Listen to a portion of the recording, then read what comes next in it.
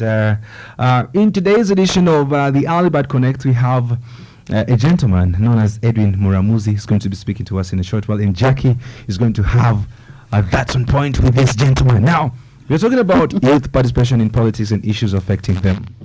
Looking at the youth, not only in Western Uganda, we have seen, especially this time round, the youth have really come up to show their interest in the world of politics here in Uganda. And this is a very good sign that we're seeing out of our youth. Without any fear, they are out.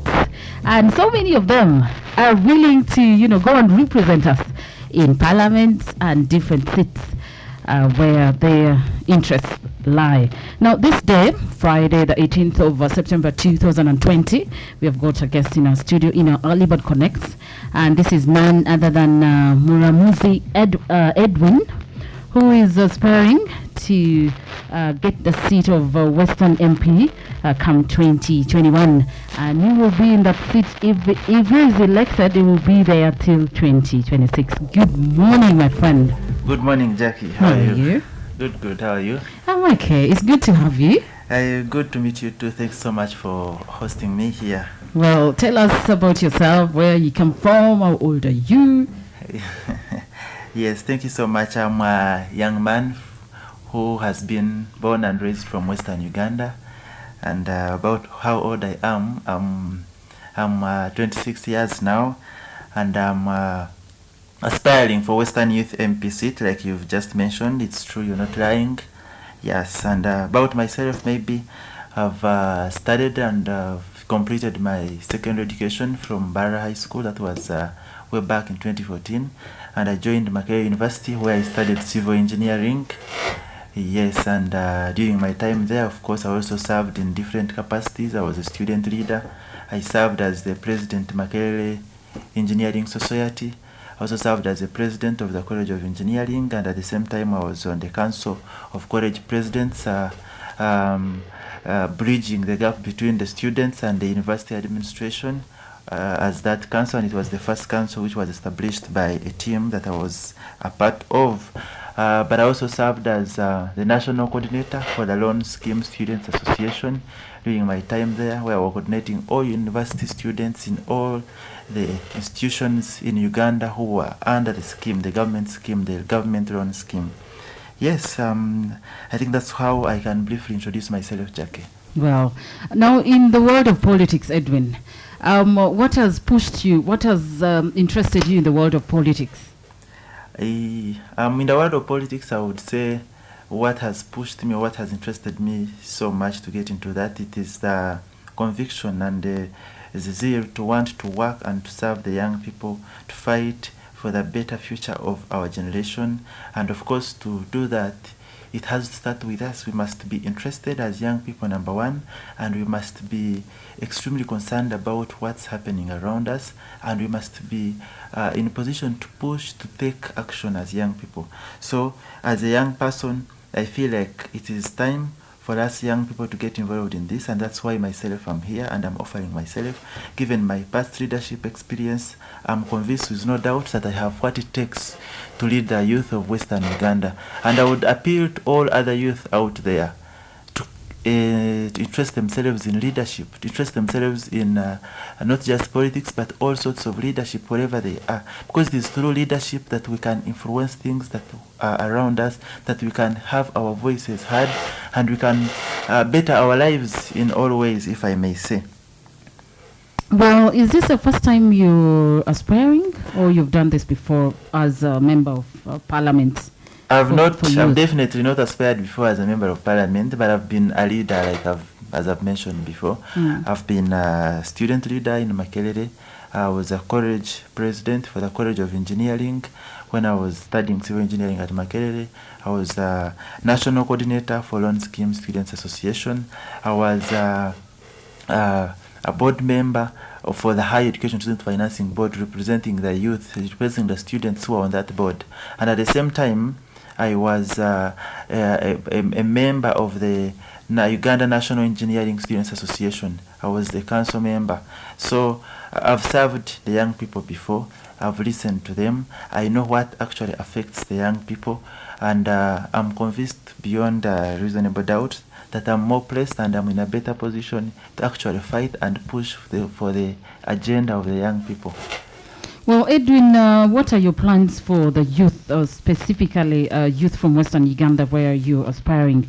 And what do you see yourself doing if you are given the chance to go and represent the youth from Western Uganda? Thank you, Jackie. I want to tell you there are so many issues affecting the young people, not only in Western Uganda actually, but in the entire country, in the entire of Uganda, northern, western, eastern and central, all these regions. We have a number of issues affecting young people, and it's actually not just in Uganda but in the entire of Africa, if I may say. And our problems seem to be the same. We are battling high levels of unemployment. Most people are struggling to access higher education. They just get the elementary basic education of primary and maybe secondary for some of those who are able.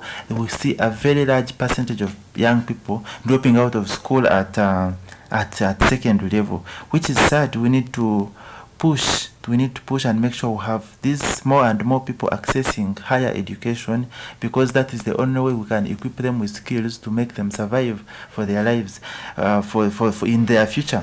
And in this, I would as a member of parliament, I'm looking at advocating for more slots on the students that are taken in on government loan scheme. Every year we have thousands of people applying for the government loan scheme, but because of limited funds that are allocated to the body, they are only able to take in about 20% of the applicants. That means we remain with about 80% of the youth failing to access higher education because they do not have the financial capacity. And for me, I would think it is only right that the government increases its funding to the loan scheme. We have more people getting educated and getting skilled in various fields, so that we equip our young people.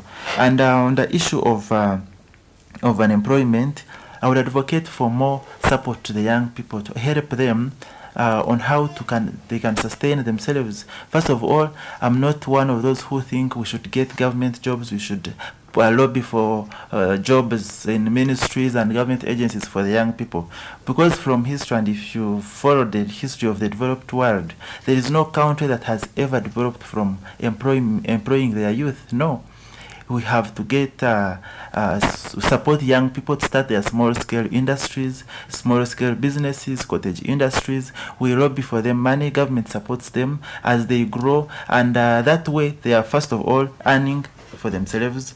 They are contributing to the economy, because when they have those businesses, they are paying taxes, so they contribute to the national economy. And I think that would help a lot. We need to have an innovation fund for the young people, so that they are able to sustain themselves. But there is no way government can actually have jobs for all these people. Even if we are to look at government and both government and the private sector, they cannot have jobs for the entire population. So we must encourage young people to be self-employed, to be innovative, start their own initiatives or innovations or their small-scale businesses. Then government should be in position to come in and support them where they cannot sustain themselves. The NRM government has had quite a number of good programs. For example, the Youth Livelihood Program, where they are supposed to support young people who have good ideas or good projects, but it has not been well implemented. And I think it is time for us to stand as young people and push for that leadership that will care for us as the young people who are still there struggling with unemployment, with poverty, with what? Because we cannot be okay unless we are financially liberated. And to be financially liberated, you do not just rise all of a sudden. We need support.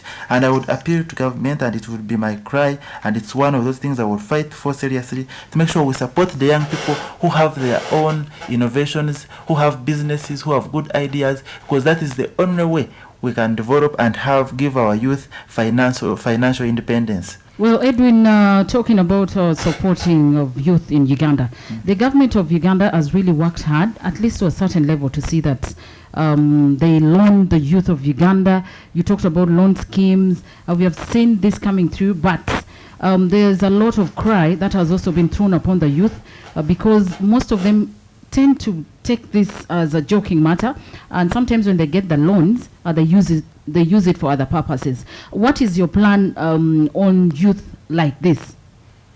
The plan is, of course, one, there is need for proper sensitization. Like you've said, I agree with you. Government has had very good programs in place. It has had very good and programs which would have actually benefited so many people if they were well implemented.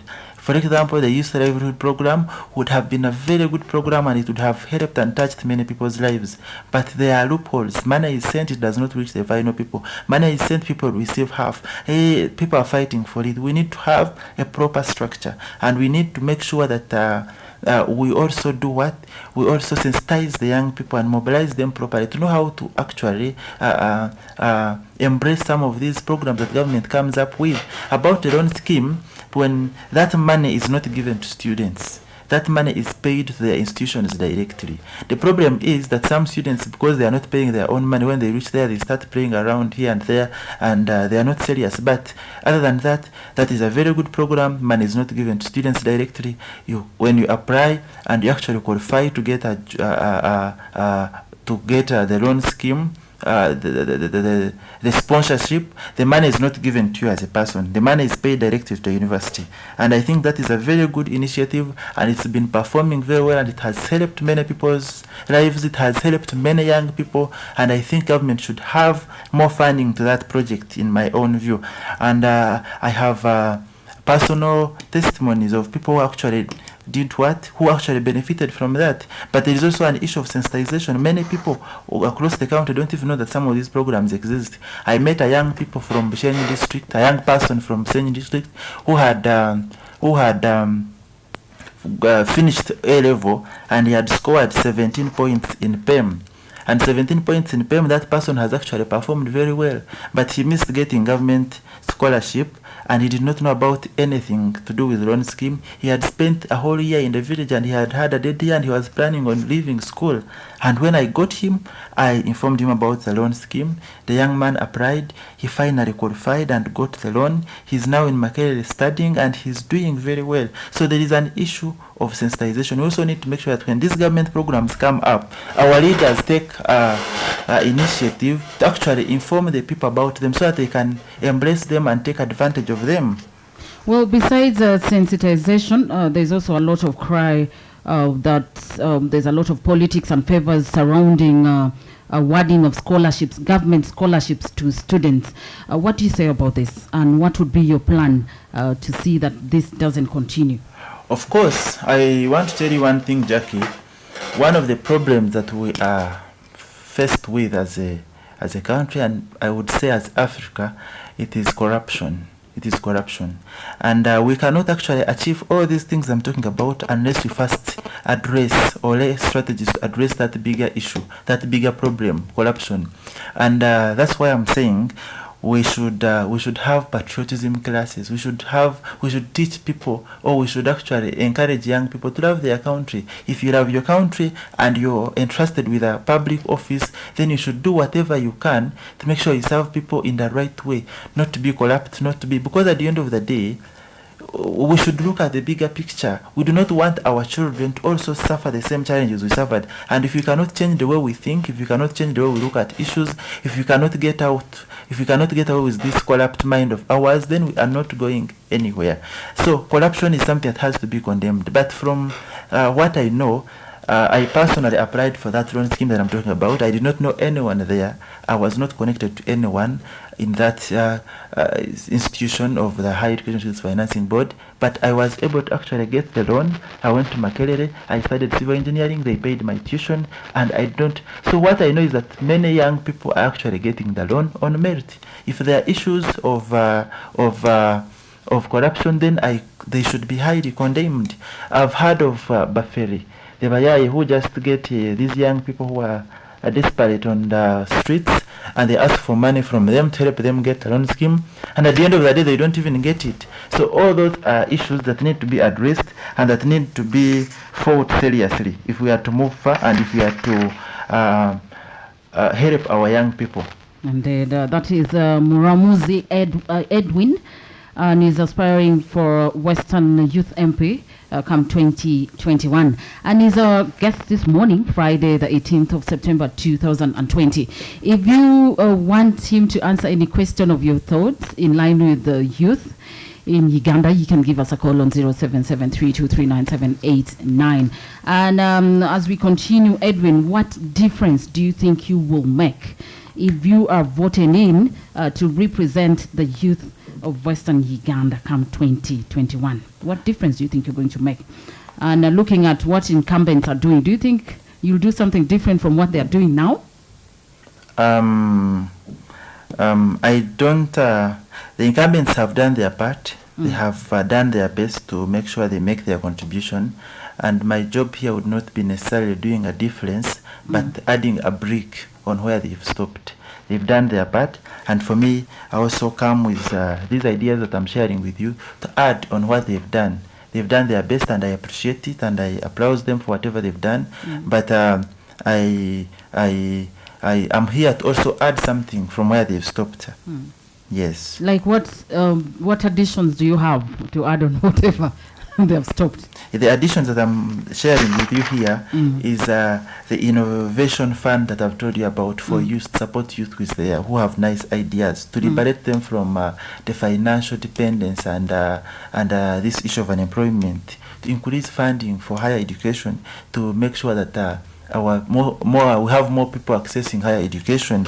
And I'm glad that the National Curriculum Development Center has changed the syllabus. Together with the Directorate of Industrial Training, they will be awarding certificates of practical courses at the end of every academic journey. Let's say, for example, someone has finished O-level, he will be able to have a certificate, yes, for A-level, Uganda Certificate of Education, but they will also give him another certificate, let's say, for example, in woodwork, in welding, and I think that is very critical, and it's very good, and it's going to help our people. Because even if someone has finished senior 4, but he knows he has studied woodwork, he's a good carpenter, if that person is supported, he will be very, he will do very well, and he will not be a beggar anywhere. And I think that's what we need. And we need to change this mentality of everyone has to go to Makerere or Chambogo or wherever, and they get this degree and move around with it. What you need is the right education. Even when you're going for the higher education, go for the right education. And I think by the Director of Industrial Training doing this, they are doing a good job, and I applaud them for this, and I think they should push on in that same direction. Well, we have a caller online. Hello, good morning. Morning again. How are you? This is Margaret. Margaret from Kira. Okay. Margaret, what question do you have for Edwin? In fact, I'm a teacher myself. Yes. Let me comment on that son of mine. I have said it many times. The government is encouraging children. But our children today are not serious children. Because you want to give somebody skills. If you don't become serious right from the beginning, how do you blame the government? Bursaries have seen people. Let me give him an example. A young man was sent to Malaysia, and his house was paying for him. The house, and he was not going in the class. This is reality. It's serious. The man on, he will always make it. Thank you, Margaret. That is Margaret from Kira. They are giving you some good compliments. Thank and you also so much, Margaret. asking you about non-serious students. Yes, what is your answer on that? All I would say about unserious students, this is all about how we mobilize the young people, how we bring them up. Of course, this also has to do with their parents, of course, how we bring them up, how we teach them, how we try to show them the way they should take. Of course, the children are influenced so much by the environment they grow up in. So I think it's an issue of mobilizing them and teaching them and showing light to them. Okay, we have another call online. Hello, UBC. Yes, good morning, Debbie. Good morning. How are you? Thank you. What's your name and where are you calling from? I'm Alex. Alex. Yes. From? I'm from Marua, but I like the program. Okay. What is your comment to the young man? Not comment, but I just have a question. short question for him. Okay, go ahead. Now, like when someone is talking of being MP, now the first thing which will come is under which political party. That's when someone will ask. Secondly, he talked about the loan schemes. Like, for instance, you have completed the senior form and you have nowhere to go ahead. Now, how will you apply for that loan scheme? As he said that it is not given directly, hand to hand. It must be given through an institution. How possible could that one be? And then for talking of corruption, how possible will he really lower down the rates of corruption? Those are the questions I have for him. Wish you the best. Thank you. That is Alex asking you 3 good questions. Answer them. One of them is, how would you lower down corruption? That is very, very wild in our country, Uganda. Start with that one. About corruption, my view, I think what we need is patriotism classes and nationalism, because anyone can be corrupt from anywhere. Government can raise strategies to fight these corrupt people, but it's hard to fight corruption to zero. So what we need is to teach people to love their country. When they are entrusted with public offices, to do that in the interest of the public, and to have to think about the future generations to come, not to think about themselves, their stomachs, their current families, and that's all. So what we need is to sensitize the people who are still young, to love their country, and to grow up knowing we are in this for the future. We are thinking about the future generations to come, not just about ourselves. That is the only way, and I think that is the best way we can fight corruption. But even if we go to guns, you cannot have guns to evict all the government officials or the people in private offices all over this country who are corrupt. So in my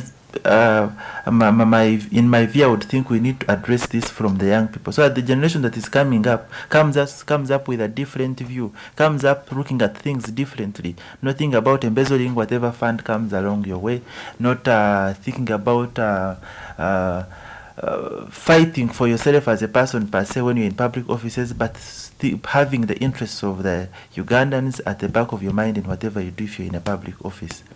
Edwin, take us through on how you applied for the scholarship, and if you've ever applied for a loan scheme as well, because he asked about that. Yes, how to apply for the loan scheme. That program, all you need is to be admitted to an institution. If you, for example, been admitted to Ndeje University or Makerere or UC or any university on a course that is sponsored by the scheme, all you need is to pick registration forms from usually Centenary Bank or from the offices which are here in Kampala, but also in all branches of Centenary Bank, usually all over the country. You fill in those forms. After filling the forms, you attach your admission letter and submit.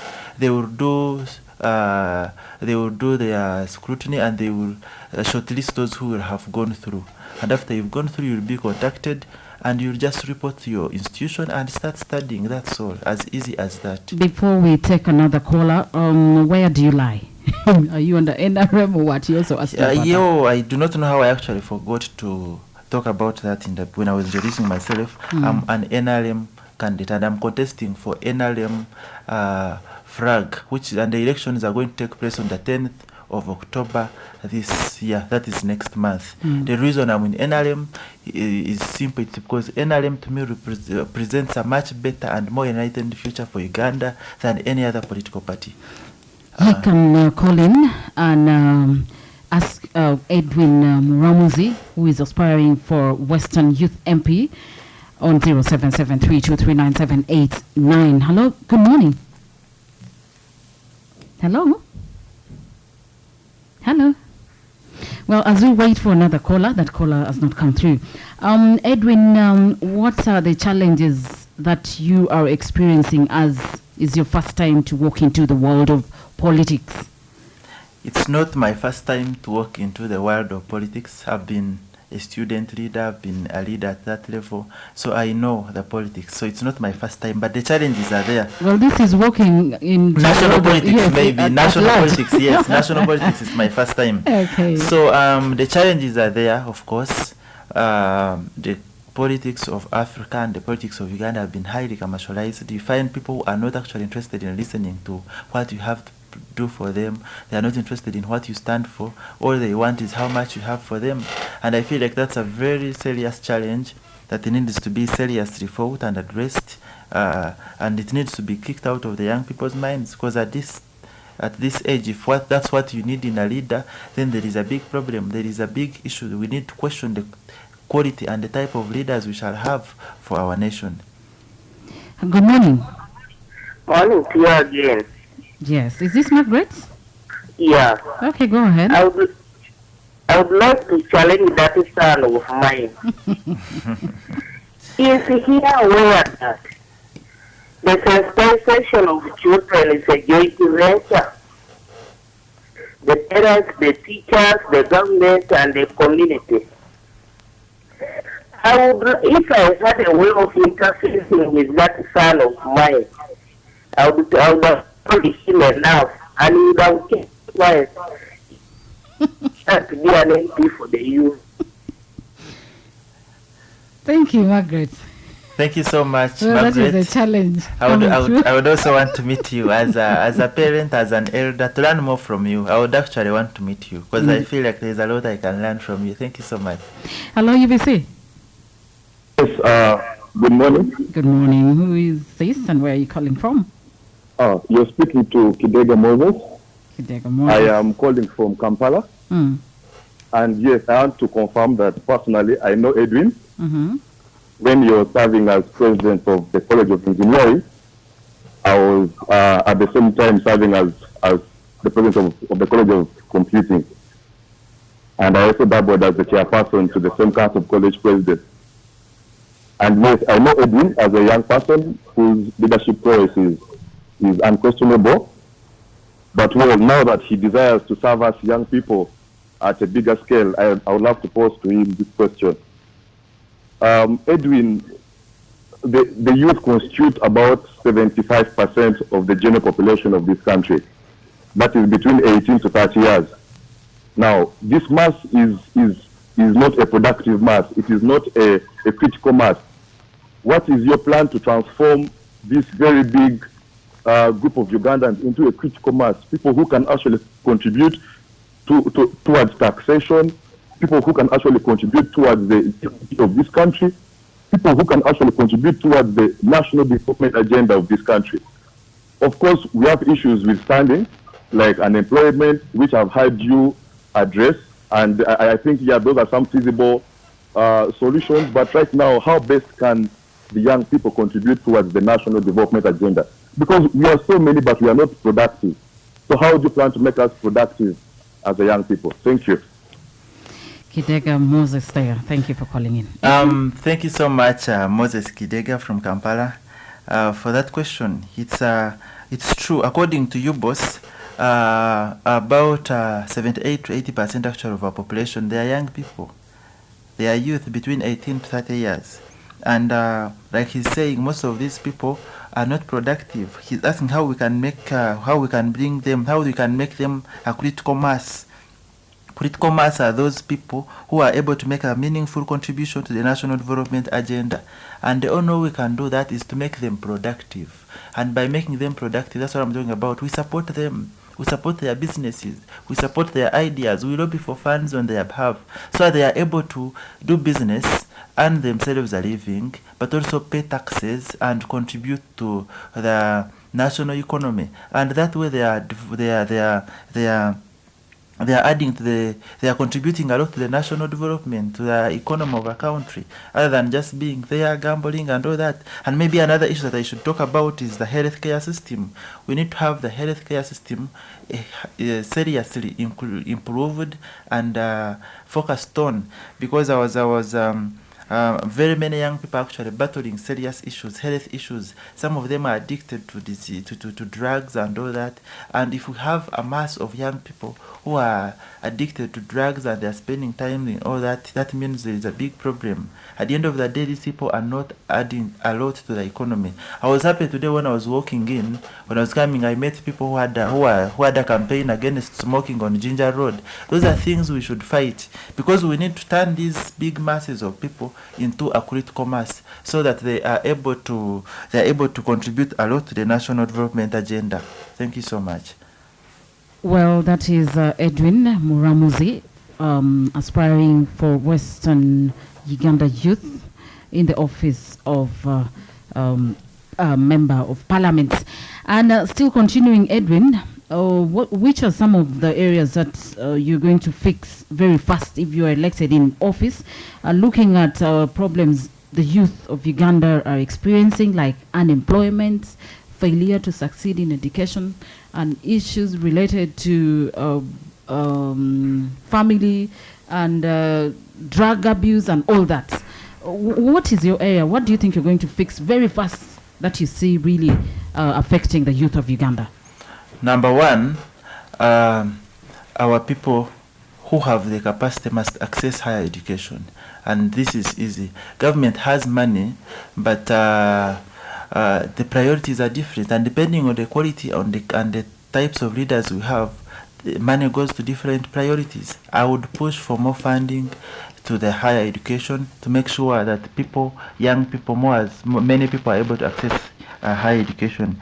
Second, I would make sure we have an innovation fund for young people. Whoever has any ideas, any good innovations, any promising businesses, government should be able to come in hand and help them and make sure they are able to earn themselves a living, but also contribute to the national development agenda like Moses Kidega was suggesting. Thank you so much. We have another caller online. Good morning. Yes, good morning once again. I'm Alex. Yes, Alex. I feel very, very inspired and I'm very happy for this Honorable Edwin. But there is one question which is asked me from here.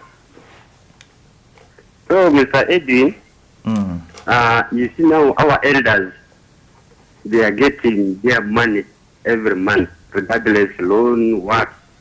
So for you have aspired for the youth.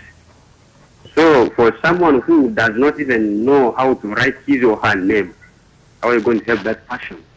Are you also going to give the percentage like 50% per month to help that person, or you still need the person to go to Centenary Bank, Stanley Bank, or any of the branches to go and ask for the loan scale to help him or herself? Thank you. Alex, Edwin, answer that for people who have not gone to school. Thank you so much, Alex. By the way, what I should tell you here is that for someone to be innovative or to have an idea that government can support, you don't even have gone to school, for starters. If someone has not studied, but he can mobilize his other fellow youth, and they start a project of bricklaying wherever they are, and government is able to come and hold their hand and give them some support, give them some improved machines, and at the end of the day, they are able to make a living out of that. That is good enough. I was impressed by some leaders in Shema district who have established an international market for people who make local baskets, our local baskets here. To make local baskets, you don't need to have a bachelor's degree, or you don't need to have any qualification. It's a skill that anyone can have. So if you can have such skills, and we have good youth leaders who are able to mobilize our young people who have such good skills, we can support them, whether with books or without books, we can support them. But then that is not to say that we should not encourage them to study. Whoever is in position or whoever still has a chance, we should encourage as many young people as possible to go and study and have these skills. Thank you so much. That is Mr. Muramuzi Edwin, who is aspiring to be the Western Youth Member of Parliament come 2021. We'll get just one caller, then we come back to summarize. Hello, good morning. Good morning. Yeah, I'm Dixon from Tinder. Dixon from Tinder. Yes. Yes, go ahead. Yeah, because I want to one point from you. Hello? Yes, I'm listening. Most of these things he has said have been said. How is he sure he's going to do these things that they can come? Well, that is Dixon from Tinder there. That how sure are you that you're not going to be different from the rest of the people who have come here? They've said it 5 years ago, 10 years ago. I think that comes back to an individual, the qualities that you stand for as a person. It does not make sense for me to go to parliament and I see what exactly needs to be done and I give it a deaf ear for whatever reasons I may have. I've gone to parliament to serve young people. You get? I don't see any reasons why I should get deviated and I start doing other things, or I give a deaf ear to the issues that affect the young people. Yet I know there are solutions and we can fight and solve them. So I think that comes back, that zeroes down to the quality of leaders you send and what they stand for. Some of them speak, but just for the sake of speaking, and I don't think I'm that kind of a person. Thank you. Now, as we wind up this morning, Muramuzi, we have seen conflicts come out of people who aspire as youth MPs from different regions here in Uganda because of overaged, or they're overaged, they're over 30 years, and yet they want to represent their youth from their respective regions. What do you have to say about this? I would say if that is that has happened, then it's very bad and it's very unfortunate. For you to contest as a youth MP, the constitution says you must be between the age of 18 to 30. So if you're above that age, then it's unconstitutional for you to contest with the young people. Of course, there is a manipulation, people change documents here and there, but I would condemn that personally. And secondly, I would call upon the right people, the right offices, the Electoral Commission, to scrutinize these people's documents, and they are able to expose them. If there are any cases in northern Uganda, eastern Uganda, or even western Uganda, they should be exposed, and these people should be denied a chance to compete with the young people. That's what I would say about that. There are so many irregularities in the NRM recently concluded primary elections. One, have you participated in the past two primary elections for NRM? As a Ugandan and as a citizen and as someone who wants to have a say in the leaders we have, I definitely participated. So what is your take on the violence and other irregularities that you've seen come through the NRM primaries? And of course, the irregularities and any bad acts, I would condemn them as a person. It's not right, and we should learn how to conduct ourselves as human beings. When you go in an election, you should go with you should follow the right guidelines. When you win the election, you've won. When they win you, then you take it with good faith and you work with the person who has actually won you to do what? To serve your people, because that should be the ultimate goal at the end of the day. So I condemn any bad acts that have taken place in the previous elections, and it's regrettable. Edwin, before we leave, talk to the youth who engage in violence during elections in 30 seconds. I would encourage them to do away with such. That's what I can say about that, and I think it's not right, and they need to be advised. That's not how choosing leaders should be. That's not how the process should be looked at. We should go, it's democracy, vote for the person you believe in. I vote for the person I believe in. Whoever takes the majority takes the show, and we take that in good faith. Muramuzi, Edwin, what is your last remarks in line with whatever we've been talking about? Thank you so much, Jackie, for hosting me. As I conclude, I want to call upon the youth of Western Uganda to have an open mind and be extremely open-minded when they are looking for leaders, when they are voting for the leaders to represent them. Let them not be intimidated by anything. Let them not be, I've had people go saying, I've been sent by so and so, I'm doing this because I know this one and this one. That is not what you should base on to determine a leader to represent you.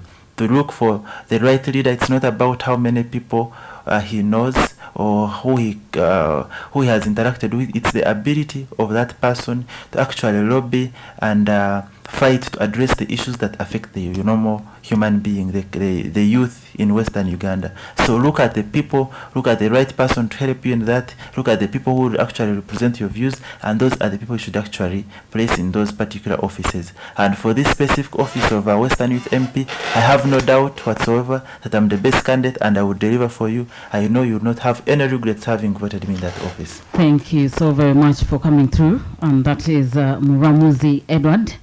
Aspiring Edwin, excuse me, Muramuzi Edwin, aspiring to be the Western Youth Member of Parliament come 2021. It's a good thing having you on our radio. God bless you. That has been our Early Bird Connects on UBC Radio. My name is Jacqueline Acho Rebecca, together with Leaky, the top boy. We've been here from the hour of 6 till now. And we must say that it has been a blessed week, blessed journey. Thank you for journeying with us. Up next, we have news in English, and after news, we have lessons coming through. Until next week is when we'll get back here with the Early Bird Show. Good morning. Hey, Jim.